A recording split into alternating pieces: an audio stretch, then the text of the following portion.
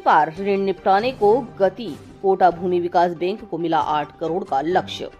कोटा, राज्य सरकार की मुख्यमंत्री अवधि पार ब्याज राहत एक मुश्त समाधान योजना 2025-26 की अवधि बढ़ाकर 31 मार्च 2026 कर दी गई है।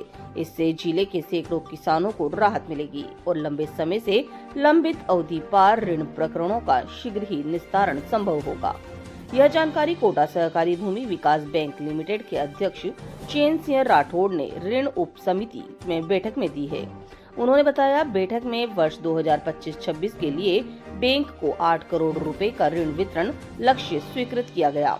उपाध्यक्ष भंवर सिंह हाड़ा, संचालक डॉक्टर प्राची दीक्षित तथा बैंक सचिव उप रजिस्ट्रार ऋतु सप्रा बैठक में उपस्थित रहे।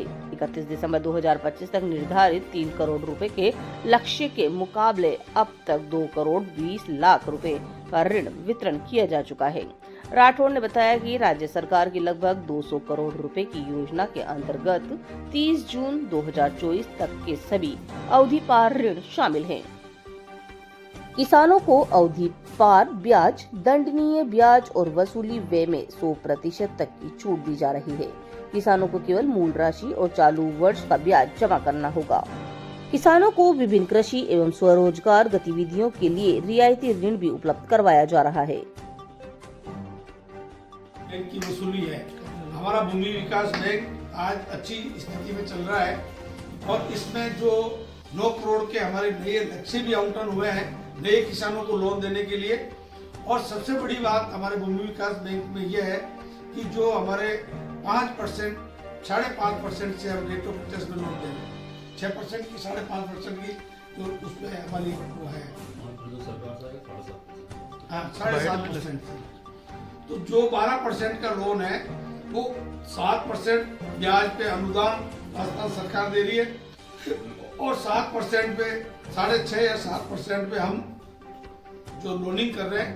ये राजस्थान में कोई ऐसा बैंक नहीं है जो सेंट्रल कोऑपरेटिव बैंक के अलावा, कि भूमि विकास बैंक के अलावा कि किसानों को इतने कम ब्याज में कोई लोन दे।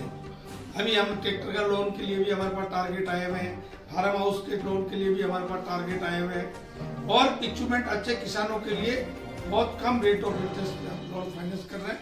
और जो किसानों की लॉन्ग टाइम लोन के लिए किस्त के लिए लोनिंग के लिए जो बैंक का विस्तार इसका किया था किसानों की सुविधा के अनुसार, बीच में कुछ स्थितियां ठीक नहीं थी, किसानों को लाभ नहीं दे पाए। लेकिन अभी हम 2023 के बाद रेगुलर जो है राज्य सरकार ने भी इस पर ध्यान दिया है और हमारे जो हेड ऑफिस SLDB भी पूरा ध्यान दे रही है और हमारे PLDB में भी हम पूरा बोर्ड बनने के बाद में हम पूरा ध्यान दे रहे हैं कि डानी और गांव में बैठा हुआ किसान लाभ ले, टाइम से पैसा चुकाए और टाइम से ले, सबसे कम रेट ऑफ इंटरेस्ट से हम लोन फाइनेंस। सर, अभी तक कुल कितने लोन इसमें माफ किए जा चुके हैं और अवधि कितनी बढ़ेगी? इसमें